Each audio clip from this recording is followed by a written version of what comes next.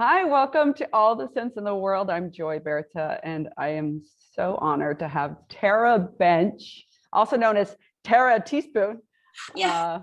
with us today. And as you all know, we're talking about the senses, and to me, food is one of those senses you just taste. You wanna always indulge yourself, and I want to know more about ways that we're going to be able to awaken our senses, ways that we'll be able to just experience taste. And Tara is a chef. She's been a food editor. She's had so much experience doing, and I'll introduce her as well through a bio. I'm going to do an intro for you, but you guys will have heard about that and know more about her background.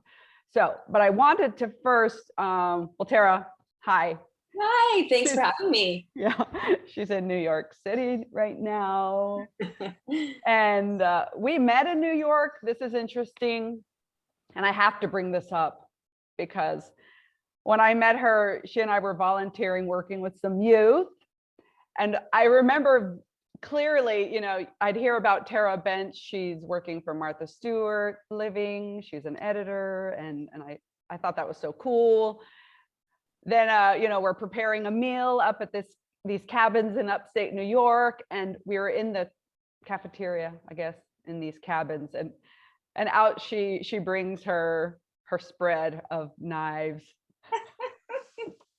I'm like, these have got to be worth thousands of dollars. But like tools, right? I had to work. I know, and I was so impressed. And I immediately understood, oh, this is like another level, another insight into the world of a chef. I'd never really been around professional chefs. So That's a great memory. That's a great one. we were really excited to have Tara there helping with the food. So Right, exactly. yeah, I don't think we were stuck with foiled dinners and the typical camping food, but No, yeah, we pulled out all the stops. I know. No, we're so fortunate. So no, but Tara, so when I met you here, you were a food editor, and I'm curious, a little bit of your background, and then how you got into working with magazines, because that's, to me, working for a magazine, I guess you're still using your creative juices, but you're not, like, now it's a different story. I feel like you're really digging into being able to utilize those creative juices. So how did you get from the humble beginnings to food editing? So what I'm doing now, so I always had an interest in food. I grew up cooking with my mom by her side and loved it. And so when it came time to figure out what to study in college and what to pursue, I had studied architecture in high school and thought, I'll be an architect. It was a passion at that time. And then I looked at college and I really thought, what drives me? What do I enjoy doing? And it was cooking and food. And my parents were really instrumental in guiding me to my interests. And so, my father, who is an accountant and a CFO, he said, study something that you want to do in the future, because what you study and your job is what you'll be doing for many, many years. And so you want to enjoy it. And so that's what landed me in food. And I started studying food science and realized it was too much chemistry. It wasn't cooking, it was chemistry. Sounded right? fancy though. Food Yeah. science. Right. It was food, something food. So halfway through college, I ended up transferring schools and going to Utah State University, and they had a culinary arts food service management program, because I didn't want to just go to a culinary school. I wanted a college degree. And so this offered me that culinary training, as well as I minored in journalism and, was able to get my degree and do a formal internship. So when it came time for that formal internship, all of my classmates were going to big restaurants in Las Vegas or catering companies and having these experiences in food service. And I didn't want to do that. I loved cooking and I loved my culinary training, and I didn't want to do food service. So I found my own path, and long story short, I had to find it on my own. My professors and chef teachers didn't know what other options were out there. And so I came to one of my professors and I said, who makes the food in this magazine? It was probably like a food and wine magazine. I said, who makes this food? I want to make that food. She's like, I don't know. I mean, Oh, I said, really? but somebody's got to make the food in this picture. Like, Yeah. who made the food for this picture? Nobody knew what food stylists were, or let alone Really? the path to get to being a food editor at a magazine. And so I sort of had to research that out. It was really interesting. Yeah. I called almost every food magazine in the country and said, can I come and work in your test kitchen and do an internship? And every magazine was like, well, we already have our interns, or no, we don't take interns, or something like that. So I got turned down in a lot of places. And the only place that had sort of an opening was Martha Stewart. And the test kitchen director at Martha Stewart said over the phone, well, we usually get our interns from the CIA, the Culinary Institute of America, a big high-end culinary school. And she said, but you can come out and interview. And so that was my in to a food magazine, to, publishing. That's huge. Isn't that funny? That's awesome. I was led to it. And so that was a unique opportunity.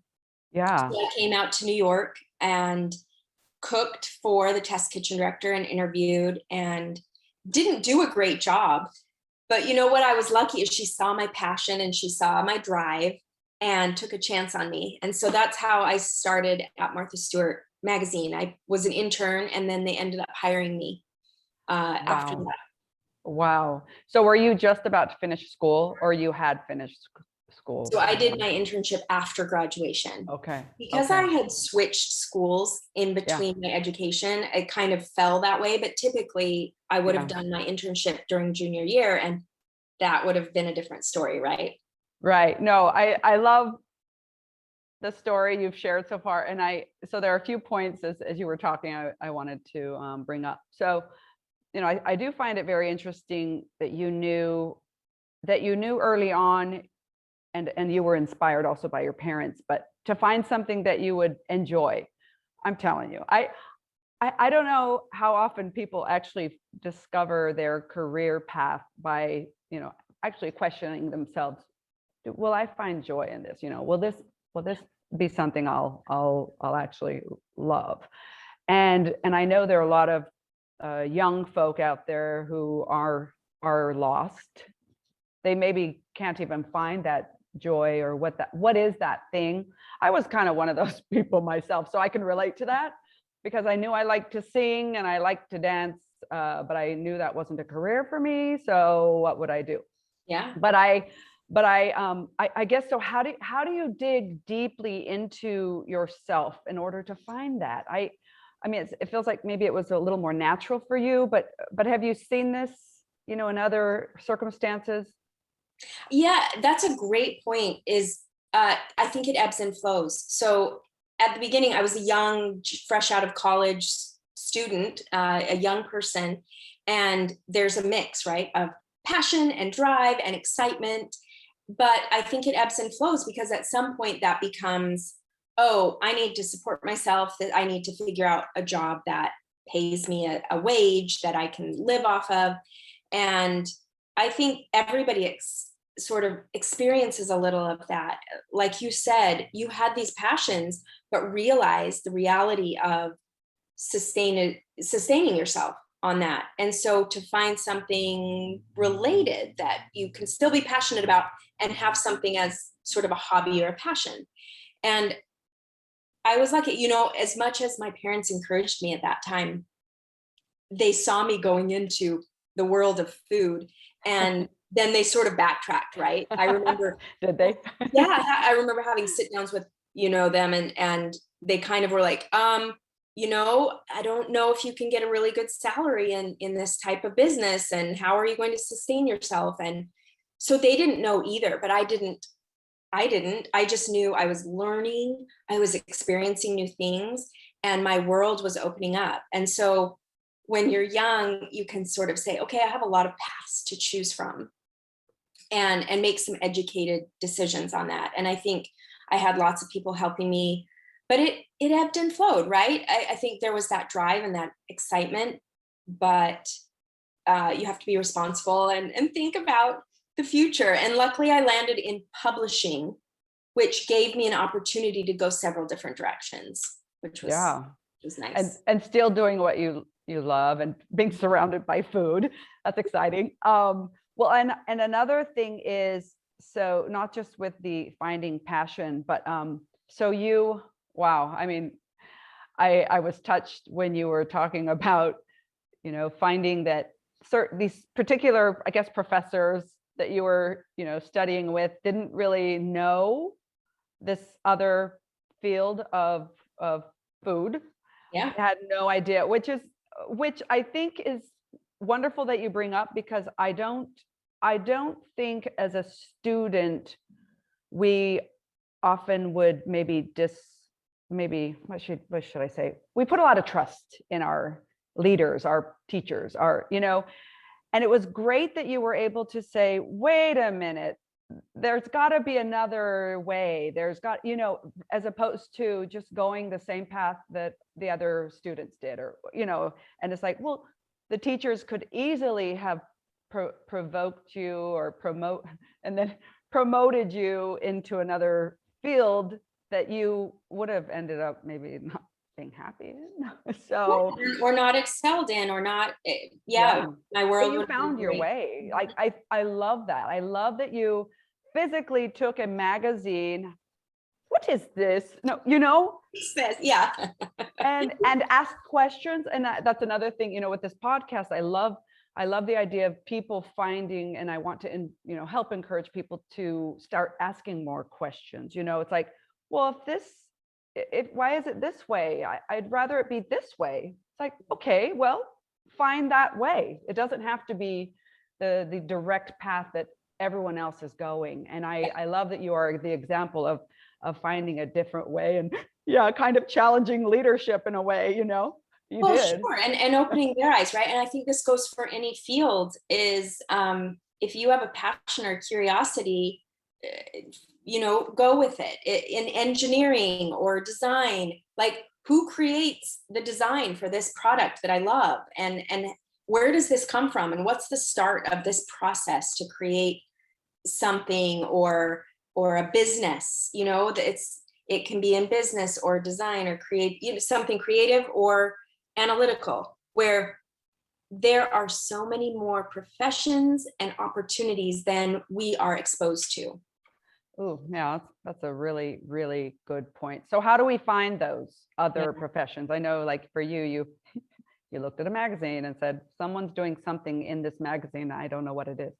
So I guess maybe being more observant. I don't know if you have any other thoughts about that. Yeah, you know, I have people come to me quite a bit, students still many years later, that come and say, hey, I either want to do what you do, or how did you get into this exact conversation? And walking away from this conversation, seeing what possibilities there are, they can then go into their avenues. I just had a conversation with a gal that was going into dietetics, but she knew that there was something beyond what she wanted to do. So we had a very long conversation. And when I followed up with her, she was like, thank you for that conversation. I was able to explore and find someone in this industry that I could talk to about different opportunities. So it's exploring, it's talking to people, it's, you know, talking to you about your path, and seeing that there are other opinions, other sides, other variations of things that they might be interested in. No, thank you. And I love the openness. And I think maybe, as you're saying, definitely people need to be more inquisitive and not hold back, right? So you're willing to share your knowledge, which is wonderful. So, I mean, here you're on a podcast. I know you have an extremely busy schedule. No, really, an amazing schedule filled with fantastic guest performances. Yeah, no, really. Make it sound good. No, you are amazing. And I love that you're willing to share. So it's one of those things, when I see, people that are excelling in their field, willing to help the people who aren't there yet. I know it's not always easy, but it's so important. It is. It really is. And I think all of us have opportunities for mentorship all the time. And it's just taking that moment, taking that time, if you have it, Yeah. to help others find their way. Yeah. No, that's wonderful. So I mean, it sounds like you've had to be pretty brave throughout your life. How when have there been moments though when you've kind of had to say enough, or I mean, bravery isn't everything, right? Right. And you think, I often thought, oh, I'm in this comfortable position. I've gotten to where I want to be. I'm at the top of where I want to be. And then there's always that other cliff that you have to jump off of or have that confidence, right? So that happened to me. I think it was almost 6 years into working at Martha Stewart. And there were major changes at the company, and my bosses were shifted around, and my job was shifted around. And I realized that I had hit a ceiling at that job. And there was nothing else to sort of work towards or move into. I had learned a lot. I'd had so many experiences, but I was so comfortable. So I spent another 6 or 9 months working there in a very miserable situation and not growing and not expanding myself and my world. And it was a kick in the pants, right? Because it got so hard and so miserable every day at work. And Even though it was comfortable, if that sounds right. You're like, yeah, I'm doing the same, but I'm miserable and it's hard. yeah, but I didn't know what was on the other side of that cliff or that door, right? So it took being very miserable to say, I'm out. I need to make a change, and I don't know what that change is. And I think a lot of people have that throughout different careers. Is it was nice to be able to step away, and it took me several months after quitting that job to say, okay, what's my direction? And because of my experience, I fell into consulting work and food styling and freelance work very quickly and found a rhythm there. And it was great. And then, lo and behold, a couple of years later, Ladies' Home Journal magazine came to me, and I had a new opportunity, and I had to step out of my comfort zone again and say, am I going to take this opportunity to work at another magazine with another team? And it's always scary. It's always a big risk to take those steps. But that led me to my next job, being the food director at Ladies' Home Journal, and I loved it. It was a great job. So just those steps, right, Yeah. Joy, that are scary and intrepid, but Yeah. lead to better things. So what made this particular job, Ladies' Home Journal, different than Martha Stewart? It was a different time. It was, many years later, in the progression of publishing and magazines. And it was different. Ladies' Home Journal was much more of a women's service magazine, with lots of different facets, a very different staff, a different publishing company that owned it. So the feel was very different. The camaraderie was very different. And the work was a little bit more creative. Like I could dictate, hey, what's going to be in the pages Okay. of this Yeah, magazine? you could own it a whole lot more. Okay, that actually just answers my question. No, when you're Nice. free to be and create, that's Yeah, that's home, right? it is, and it's a different audience. I mean, as free as I was still speaking to a specific group of people. And at Martha Stewart, you're speaking to a specific group of people, and it was just a different feel. I was able to use a lot of what I had learned throughout my early career and put it into practice there. And one of the things that I don't often talk about is I learned what kind of boss and manager I did not want to be. And I was able to put that into practice when I was the boss and the manager at my next job. So I had great mentors and people that I learned from at Martha Stewart magazine, but there were also some strong personalities that I did not want to emulate. And so I was able to then take that and be a successful manager and boss to the people working with me.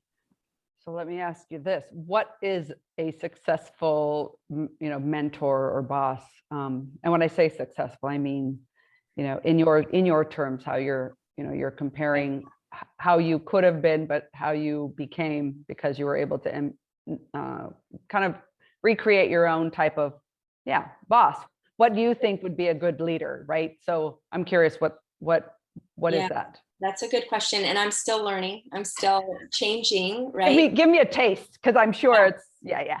Yeah. So I think a lot of it was realizing no one's perfect. We're all, doing a job, and there's a lot of learning that goes into everything. So I was so happy to have the opportunity to be a teacher. So any task that I was giving my subordinates, I would check in with them and say, hey, do you feel comfortable with this? Do you know how to do it? Would you like me to show you? And I didn't necessarily get that. I was able to watch and observe, but I was never given that invitation to say, hey, do you want to learn this? And so I tried to do that. And then the other thing is positive reinforcement. It's a basic, like instead of putting someone down, saying, hey, you did great at that, but let's work on this. Or, hey, I can see that you have potential here. Let's explore some other ways that you can improve here. So it's just that positive feedback that is encouraging rather than disparaging. Yeah. And I will say, from what I've experienced and, having different managers or being a leader, I have noticed you definitely get more and better work from your employees or your colleagues when you're bringing them a positive, like you said, positive reinforcement, but also allowing them to kind of just trust themselves, right? Discover their own abilities to create. When we worked with these youth in New York, that was my first experience, kind of saying, you know what? Don't ever doubt someone's ability. Give them a chance, right? Give them a chance to, and you know what? Yeah, they might make a mistake. Because I remember, sometimes I'd hear this, well, what if they don't follow through? Then I'm like, well, then we learn. We all learn. They learn. That their accountability is important. So how else will you learn it if you don't give people a shot? Yes, and to explore their own, like, oh, I dropped that responsibility. I better pick it up next time, right? But also, I love what you said, like giving them that experience, that benefit of the doubt too. Is I would hire people that were better at things than I was. I think that's a huge. That's awesome. Wow. And then letting them know, like, I'm not an expert in this. That's where you're an expert. So feel free to teach me, but you excel at this. Go with it. And then how much better was the work you were doing collaboratively, right? Because you've got, well, it's just like, I'm not, so I'll give this as an example. So my husband, right? He has his strengths. I have my strengths. He has his weaknesses. I have my weaknesses. It's the same thing in a partnership. It's like, you cannot marry your equal in everything, or you cannot hire someone who's just as good at you with or the things you're good at, right? It would kind of miss the point of collaboration, right? Yeah. Yes. Yeah. And half of that is stepping back and realizing, like, oh, they are good at that, and I'm good at this, or vice versa. Because sometimes we're so oblivious and we're just plowing through things, right? Right. No, it's so true. Well, and I'm curious in the food industry. So, I've never worked in the food industry, except as a waitress. I was a server. I was a server at a restaurant. No, and I worked the salad bar at Sizzler. Okay. So I had to cut fruit all the time. I was very good at cutting fruit. No, but I feel like there are so many sensitivities to creating food, whether you're creating a plate for an image for the magazine, right? What do you call it? I'm sorry, I'm forgetting what it's called. Styling. Yeah, food styling. Food styling, right.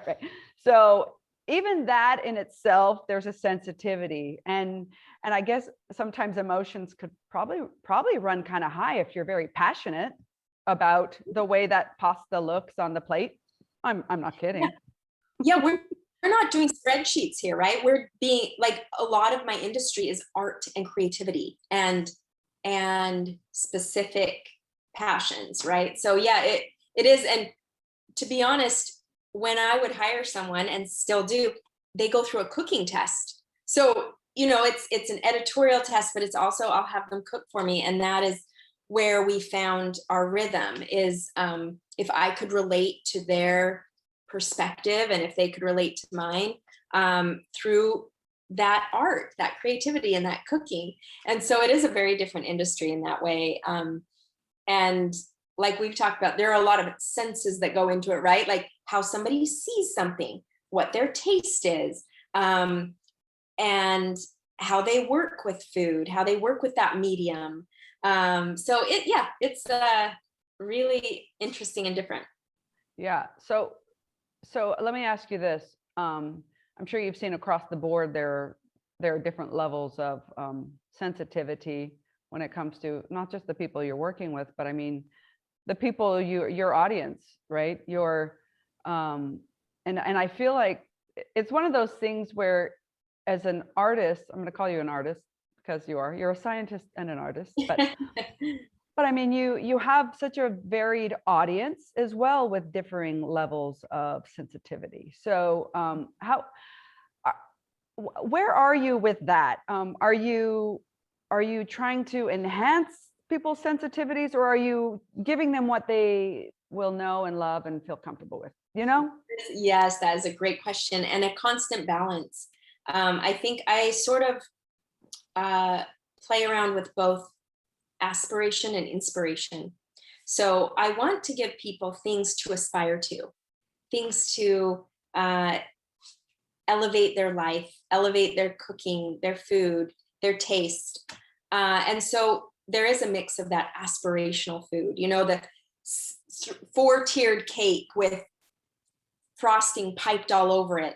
Not many people are going to make that, but it's aspiring. It's kind of exciting to look at. I like to look at it and eat it. I like that, but maybe I'll do a smaller version of it. I'll let Tara do it for me. But also a mix of inspiring. So that can be a new chicken dinner for a Wednesday night. And it doesn't have to be anything spectacular or crazy. It can just be maybe a new way to put some flavors together that my reader already has in their pantry. And so that's inspiring, and that's doable and accessible. So there is definitely a mix with what I do. And I like that. I like, you'll pick up a specific magazine, Bon Appetit or Food and Wine. And those things are mostly aspiring. Like they're harder to cook. They're going to take a little bit more time. And then you'll pick up a Better Homes and Gardens or a Good Housekeeping magazine. And those recipes are like, hey, I'm inspired by that, and it's accessible. So you can see the difference there just by sort of observing the differences between what is out there.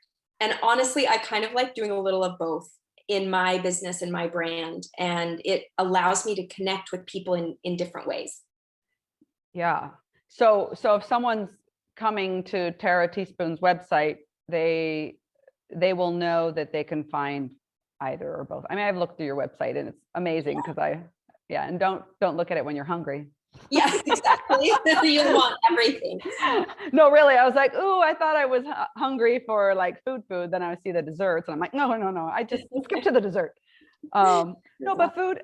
So let's talk about this because I love how first, the aspiration and inspiration. And I think it's okay even sometimes to combine both, right?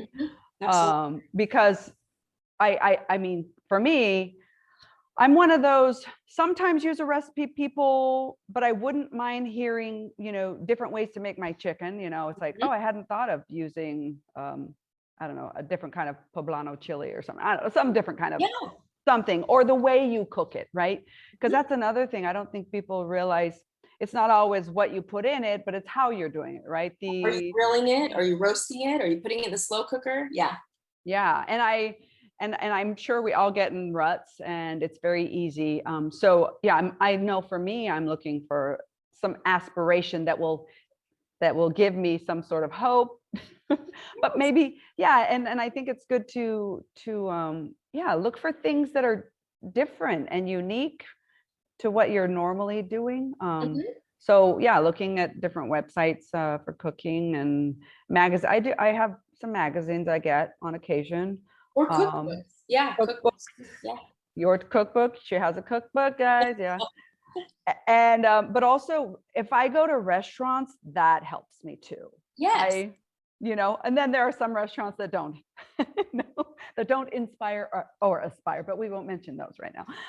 No, but sometimes you just need that mindless eating, right? Yes, yes.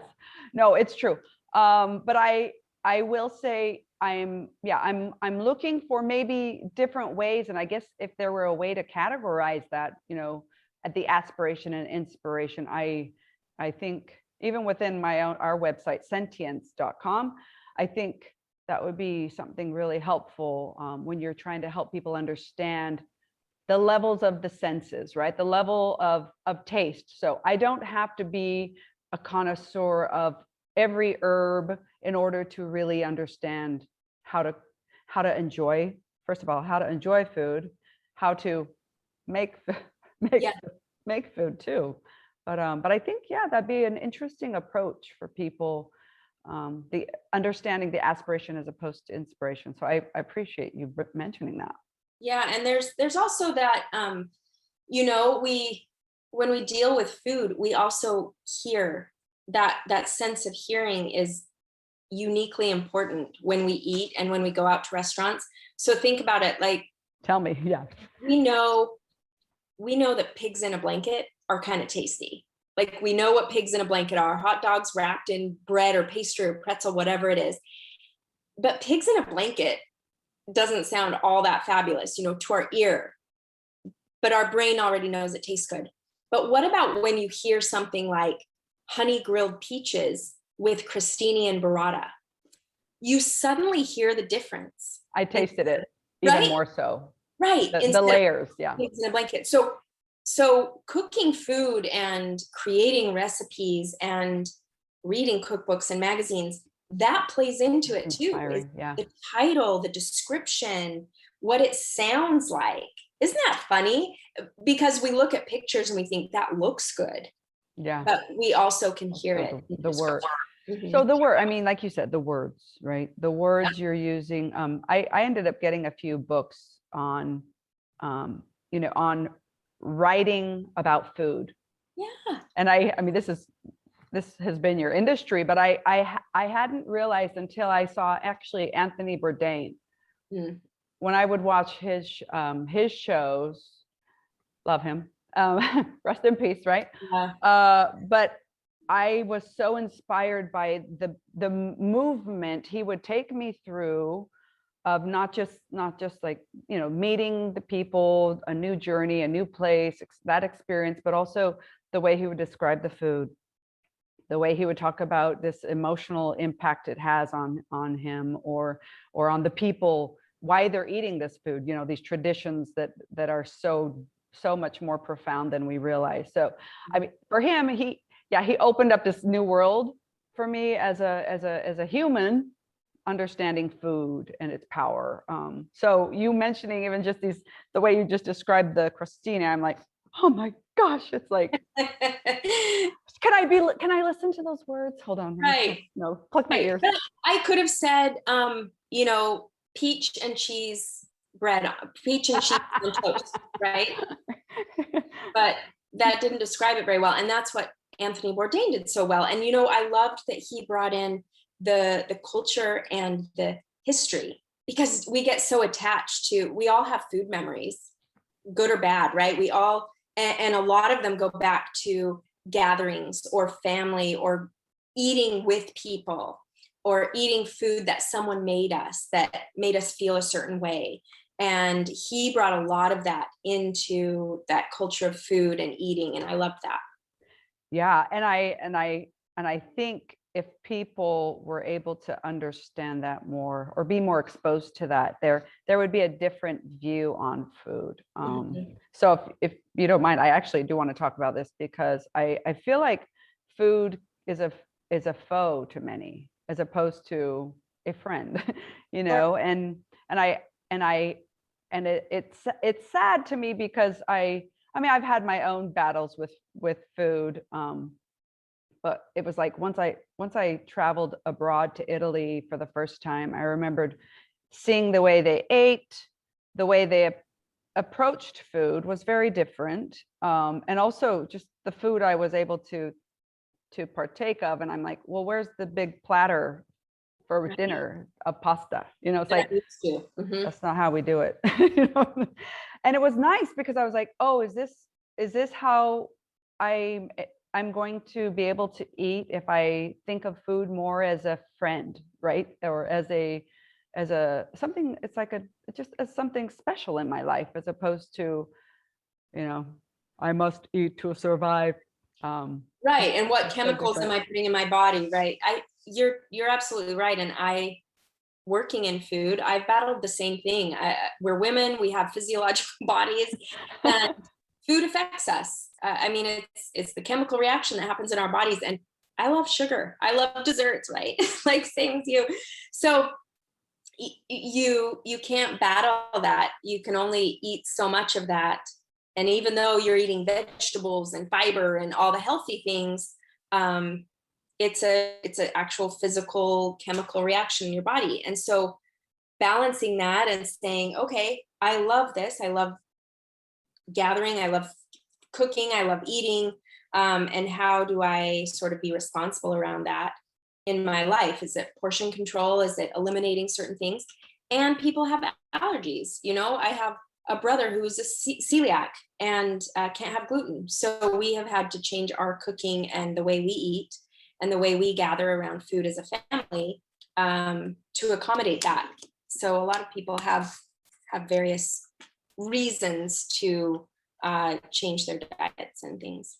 Yeah, no, I have seen that time and time again. All around me. So what would be a way for people to maybe approach or see food more as a you know, as a good, as a positive thing, as opposed to, so for example, so if I see one of your amazing desserts and I'm like, oh no, I shouldn't eat that, I can't eat that, or I'm looking at even, you know, for me, I've noticed, you know, actually I love butter. Yeah, And I felt healthier using butter. It's one of those weird things where I think I grew up thinking fat was very bad for you. And I'm like, we grew up in that generation. yeah, I'm like, who said that? I was using, it was so gross. I was using that spray. Can't believe it. Oh, I know. Can't even talk about it. You don't know any better. And actually I ended up getting really bad skin because of it, because I didn't have the vitamins that I needed from fat, right? The absorption. And so I ended up getting, and no, really.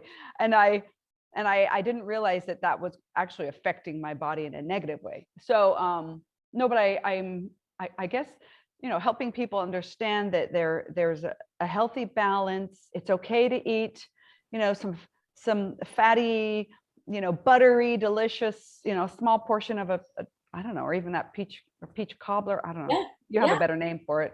Peach cobbler, something. Exactly. No, it's so true. And I think realizing no diet is right for everyone. Everyone's body and passions and everything is different. So you are going to be on your own journey.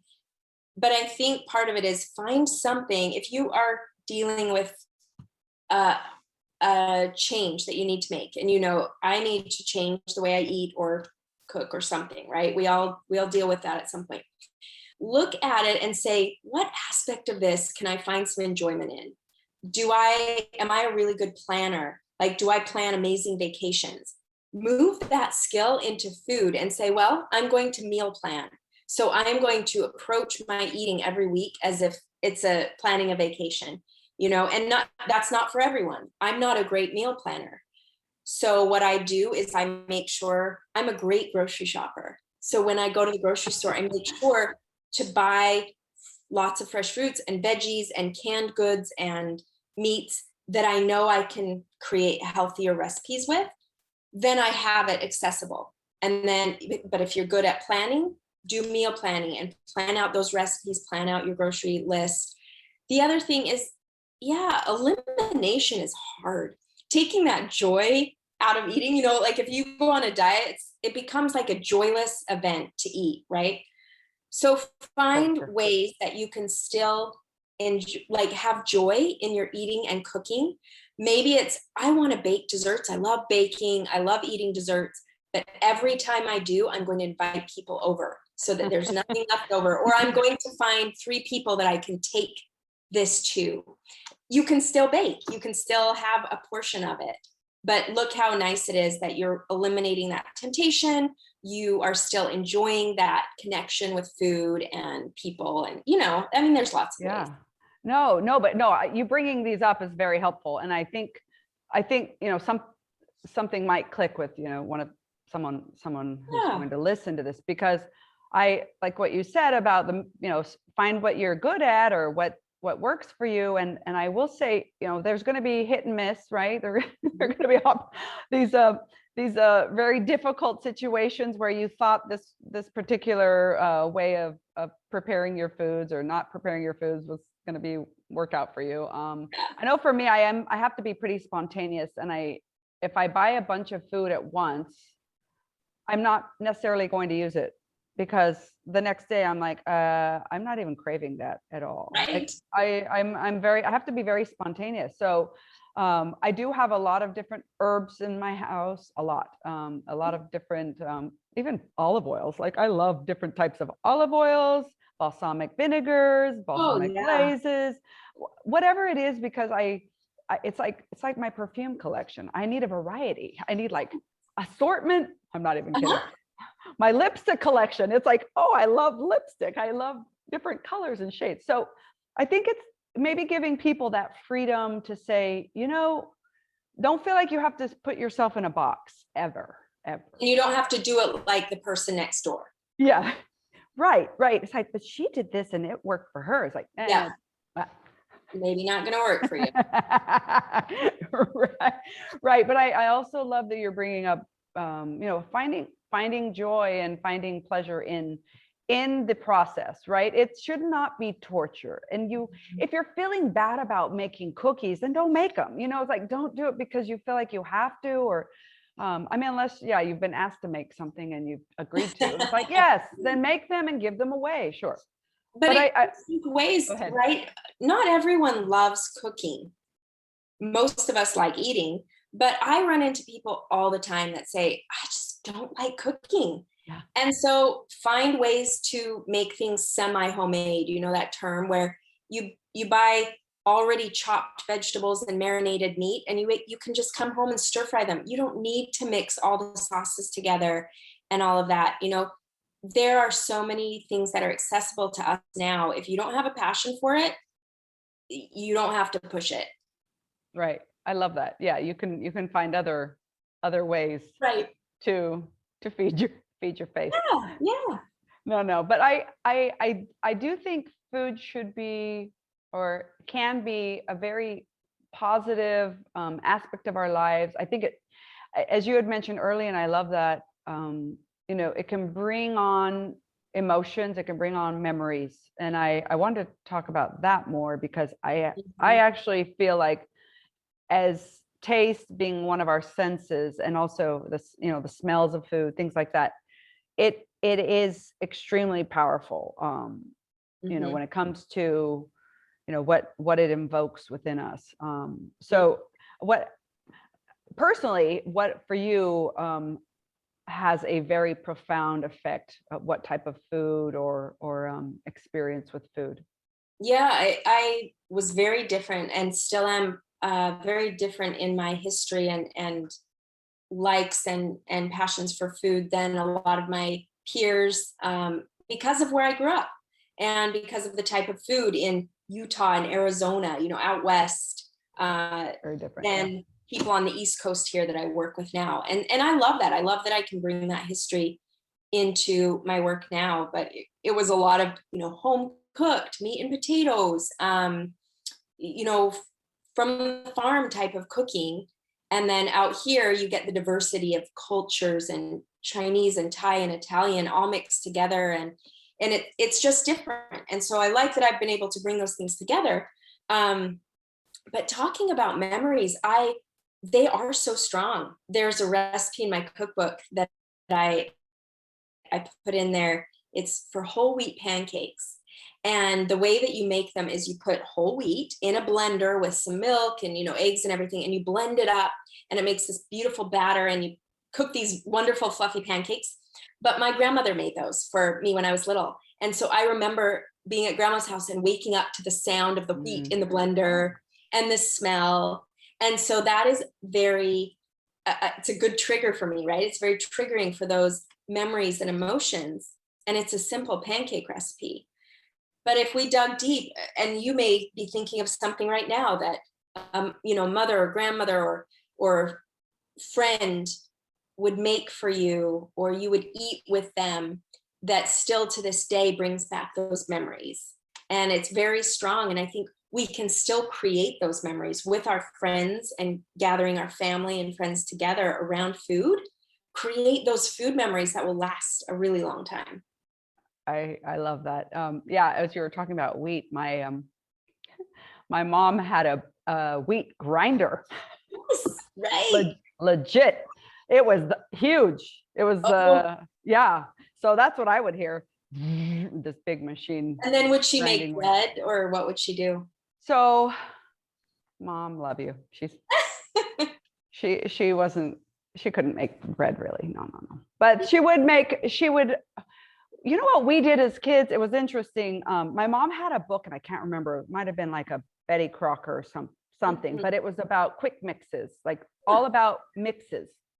So as a chore during the week or on the weekend, we would have to make a couple of mixes so that for the next week, we'd be able to make. So one was called quick mix as opposed to like a Bisquick or something. Yep. We would make our own.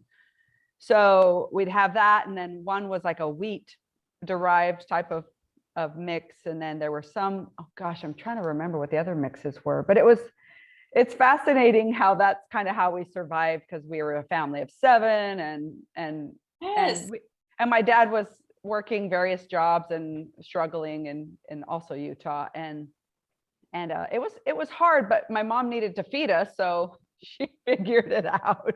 Yeah. But I don't have positive memories of wheat. Well, and you still have those memories, right? Whether they're good or bad.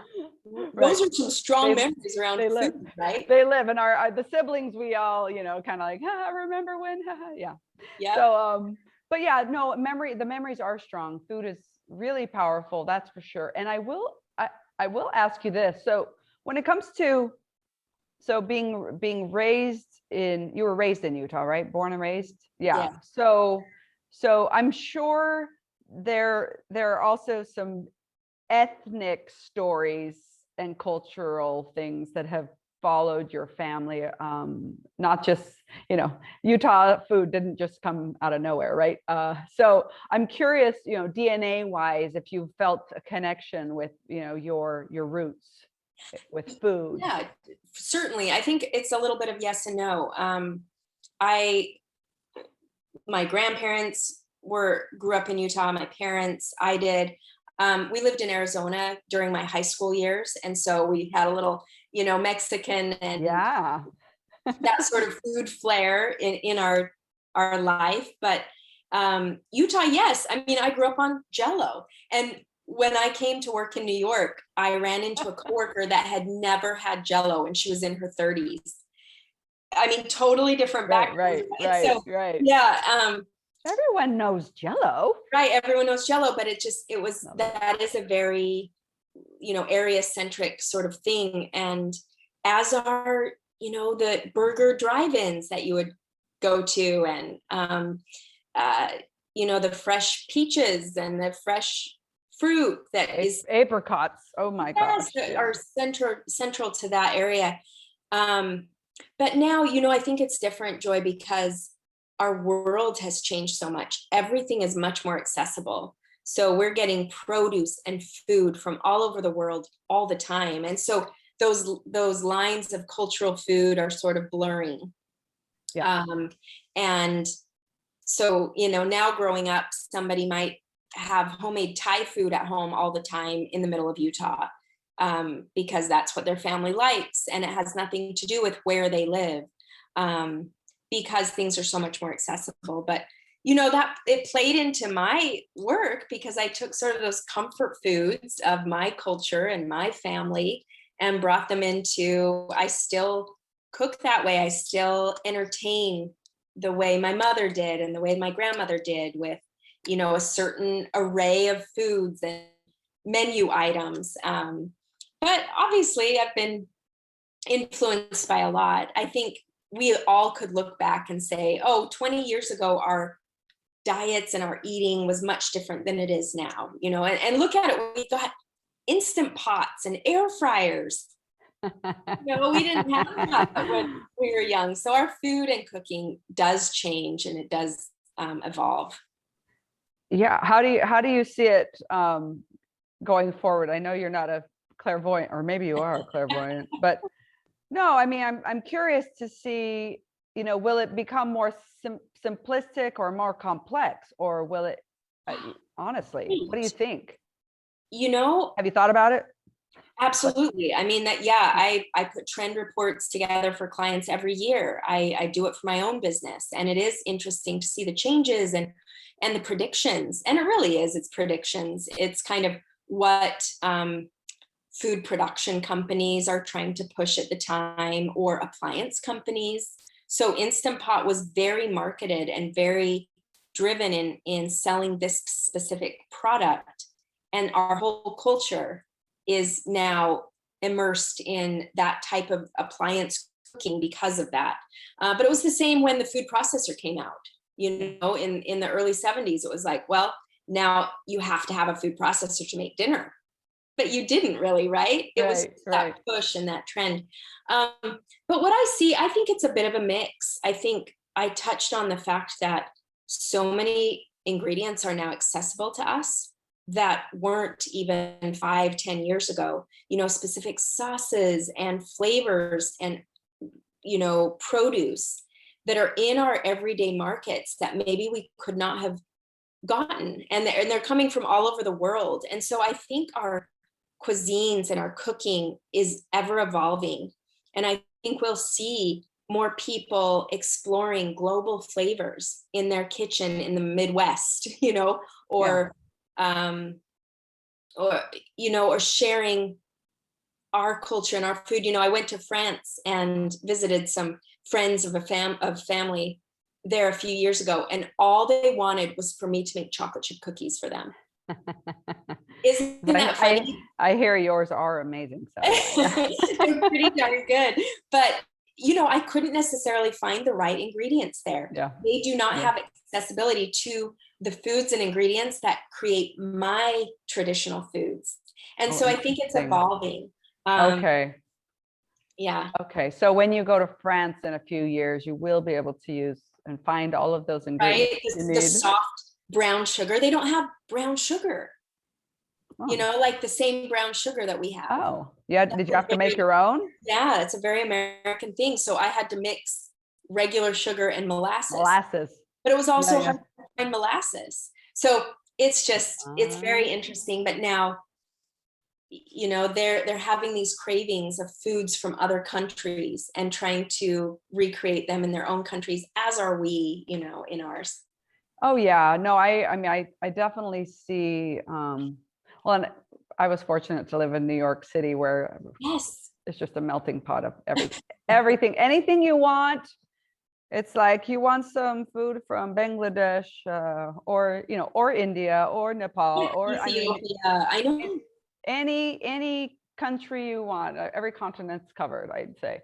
But I will say, I think it depends on where you're living, of course, because I have found that there are different uh, desires of taste, right? So if I'm traveling in the Midwest, or my dad, he lives up in Wisconsin, Yeah. and we've gone up there, and it's like, yeah, I know I can get amazing cheese there, and it's like meat and potatoes too, kind of a country area, not country, but you know what I mean. It feels like It feels like a feels, different feels country. like the country. But I don't see a lot of push for, hey guys, let's open up a couple of Thai restaurants. No, you know what I mean? Like, Yeah. so I'm sure different regions throughout the states, definitely some will slowly evolve, but maybe some won't, you know? I mean, I don't Yeah. know. I mean, and I don't know what instigates that, other than, for me, I feel like travel. hmm Once you travel to different parts of the world, or you come in contact with other cultures, that's a big deal, right? Isn't that Um, huge? I Really mean, is. we can watch things on, Netflix programs and different types of programming, but it's different than physically being in that particular country and eating the food that they eat. And Yes. And you know what that reminds me of is um, how interesting our entertainment has changed. We're watching food cooking shows so now. many. And, I and love it. Yeah, yeah, and our kids are watching cooking shows. I have a friend who their 9-year-old is passionate about the Great British Bake Off. We didn't have that when we were young. It wasn't, entertainment. oh, And so yeah. now this 9-year-old is saying, I want to make eclairs next weekend. And it's like, okay, I don't even know how to make eclairs. I think it's Yeah. exciting that it's not just, Legos and cartoons. It's kids are getting passionate about food and different cultures and different tastes and exploring their creativity that way. Yeah. Yeah. So, I mean, so I guess making sure we give the kids access, or these people access who are curious, right? I do love that. You're right. I mean, more exposure is definitely taking place. My daughter too has been addicted to a variety of cooking shows, and my kitchen's shown and proven that many a time. But I know, I'm like, she's made two different versions of lemon bar. I'm like, oh, great. Yeah, go ahead. Why not? But Yeah. no, it is an exciting time. I I wanted to ask you though, are there or is there one particular thing that you would consider a guilty pleasure when it comes to food? Guilty pleasure. Like Uh, and I'm not meaning like, oh, I feel bad I'm eating this, but kind of like oh, I'm eating this. Like, oh, maybe your chocolate chip cookies, man, I've got to try those out. I know chocolate chip cookies aren't my guilty pleasure. They're like a staple in my life. Okay, it's your breakfast, lunch, and But no, dinner. I mean, it's typical, right? It's usually for people that guilty pleasure sort of resonates with desserts and sweets. And I think probably for me, it's maybe it's ice cream and donuts. Like I don't allow Ooh. myself to indulge in those very often. Like at the same time? Well, no, not even at the Why same time. not? No. Wouldn't that be great? Like a donut ice cream sandwich. But no, those are foods that are like sometimes foods, right? Yeah. That I really like, that sort of feel like that guilty pleasure. But Yeah. for the most part, I love that. And here in the city, like you mentioned, I have the opportunity to diversify my food experiences so much. And I love that. And so I don't often hit on the same thing. But yeah, guilty pleasure. I'm trying like mentally to not have guilt related, Yeah. with food. But treats are always, those indulgent treats are kind of, Yeah. yeah. Well, and I mean, we had talked about that earlier. Like, I don't like the idea of guilty pleasure either. I will say, like, I love butter, and I find myself wanting to put butter on lots of things, and yeah, like melting it on anything really. Like, I love it. I love So I butter. have to tell you, in my cookbook, you know how everybody does cheese platters and snack boards with cheeses and all of this. Tell me. I did a butter board because I feel the same. I love butter so much. So you will have to look. Butterboard. I think you'd like it. I mean, what else is better than just like butter on a nice Trying, crusty baguette, right. right? Well, So I I, did all different flavors of butter okay. instead of cheese. This is exactly like this. No, this gets me excited.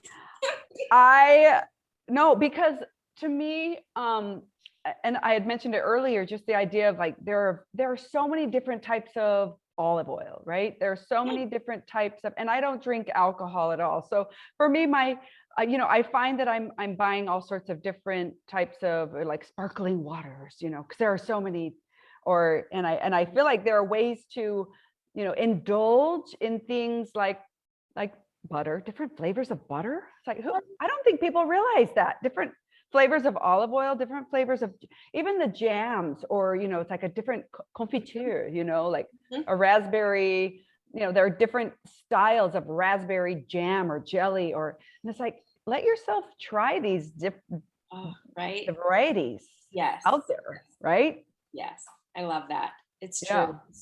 Explore food in a different way than you're used to. Yeah. Don't always buy your same Smuckers. Like, like reach up a little higher or lower. No, it's like, oh yeah, go to a different store. Funny enough, good point. I like that. We went to, I was visiting my family a few weeks ago, and we went to an ethnic market with lots of different kinds of food, and we found a passion fruit jelly. Yeah. I'm not finding that in my regular store, so right. Yeah. No, I love that idea. I think, my Diego and my husband, right? He and I go on some odd dates sometimes, but sometimes we'll just go hit Whole Foods. Yeah. And we'll just go down the chocolate aisle, right? And I'm just like, didn't try that one yet. Yep. Oh, the bacon and butter? No. Bacon butter chocolate? I'll take it. But I like that idea of, visiting different stores. Of course, you've got your staples, right? And your staple type, grocery stores and things. It's like, yes, we need the survival kit, the standard things, but it is fun to try new ideas, approaches to foods, even starting with a simple ingredient, right? Yeah. So is there a particular ingredient you cannot live without? Ooh, good question. Cheese. Cheese. I think cheese. I love cheese. You would die without cheese. Yeah, and it's great on salads, it's great on bread, it's great melt mac and cheese, pasta, fruit. Yes. I mean, it's good with anything you make. So it's good for breakfast, lunch, and dinner. Right. And the cheese and butter aren't they like cousins? Or I think they are, because I made a butter board instead of a cheese board, right? We have a lot more in common than I realized. Yeah. No, that's amazing. Well, I would like to ask you just a few questions, but one being, is there something in particular you think people could do, maybe not on a daily basis, but just to maybe awaken their senses, right? And when I say that, I'm bringing this up because I feel like a lot of us just survive, right? Or we go through the day, the typical day, we wake up, we have our breakfast, or maybe not have our breakfast, run our errands or go off to work, whatever it is. And we know we need to eat a meal because we feel hungry usually, right? We get a hunger pang and we just grab whatever we can. But is there anything you could recommend, even in a busy lifestyle, to help us be more aware of our senses? Ooh.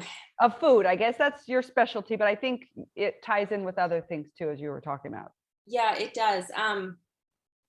That's a great question, and obviously it may be a little different for everyone, but I would probably invite listeners to try one new meal or recipe a week. That shouldn't be hard. You should have some sort of down evening or down day, Saturday, Sunday, to try something new and put intention behind it. Search it out. plan for it, and try this new food in your home. Try a new recipe, try a new, something from a friend, um, once a week. It shouldn't be hard. And I think that one little change will increase your awareness of what you like, what you're passionate about, what your family likes, what you like to cook, because not everybody likes to cook, or what you like to eat. But it it will enliven those senses, right? You might read the name of a recipe that you think that sounds great. You might try a new kitchen gadget or tool in order to make it. So you will be learning different skills, and you'll be sort of invigorating different passions if you try one new recipe a week. I like that. I like that. Well, I'm going to ask you a question though about that. So Okay. what if I absolutely am fearful of that concept? Okay. So start small. Still say, I'm going to try one new recipe. Maybe it's taking your favorite recipe and swapping an ingredient in it. Okay. Or maybe it's a new smoothie. You can do a smoothie, right? No, That's yeah. a recipe. Right. I'm not saying a big dinner recipe or like a fancy Right. dessert. I'm literally saying, like, just try something new that's not in your repertoire. Ooh, I like that. And it's interesting. Okay. So, I'm a singer, and I sing Yes. opera, but I also sing jazz. And I've noticed for me, my voice has gotten stronger and better when I diversify. Oh, interesting. That Yeah. makes total Yeah. sense. Because if I'm singing the same arias or the same opera over and over and over, sure, it's great. My body's recognizing it. It's good. But if I throw in something different, something new, it requires different muscle like adjustments, right? Muscle memory is switching up a bit, and also, yeah, I'm engaging different senses, right? So the things I'm hearing, the things I'm even, I feel it texturally because I do feel the vibrations within my body, right? So it is a physical experience too.